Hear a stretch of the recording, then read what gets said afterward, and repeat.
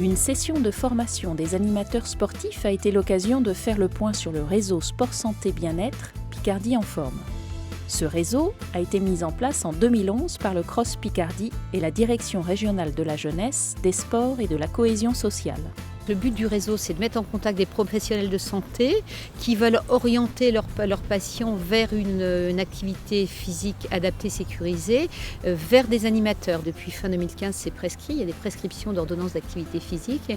Et en fait, c'était prescrit pour aider les gens à prendre en charge tout ce qu'on appelle maintenant les maladies chroniques non transmissibles, la surcharge pondérale, les maladies qui en découlent, le diabète, l'obésité, les troubles du métabolisme, les pathologies cardiaques, les pathologies pulmonaires, et on a rallié aussi des pathologies cancéreuses en rémission.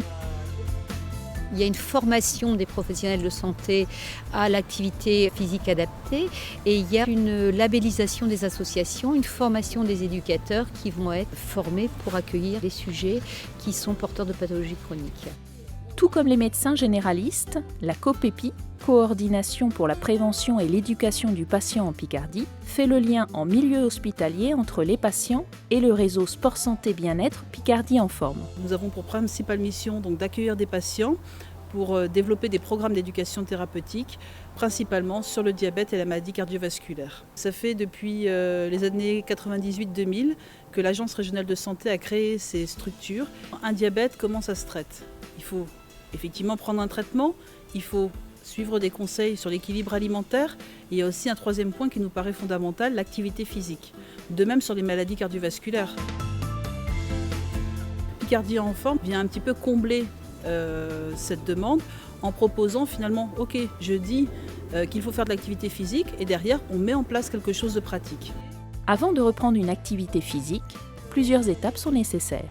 En fait, on l'oriente vers, dans un premier temps, un bilan de sa condition physique. Un ensemble de tests précis et mesurés permet de déterminer la condition physique du patient et les activités qui correspondent à son état de santé. Et pendant 30 secondes, vous allez vous lever et vous rasseoir.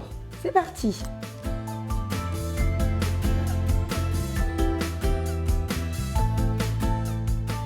Le patient pourra alors choisir le sport qu'il préfère auprès d'un club référencé par Picardie en forme.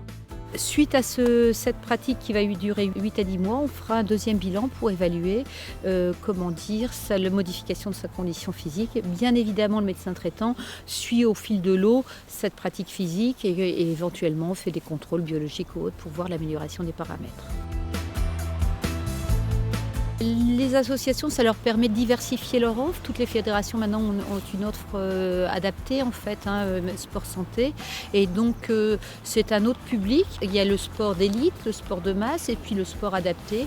Et donc c'est une autre forme d'activité pour les associations, pour les fédérations.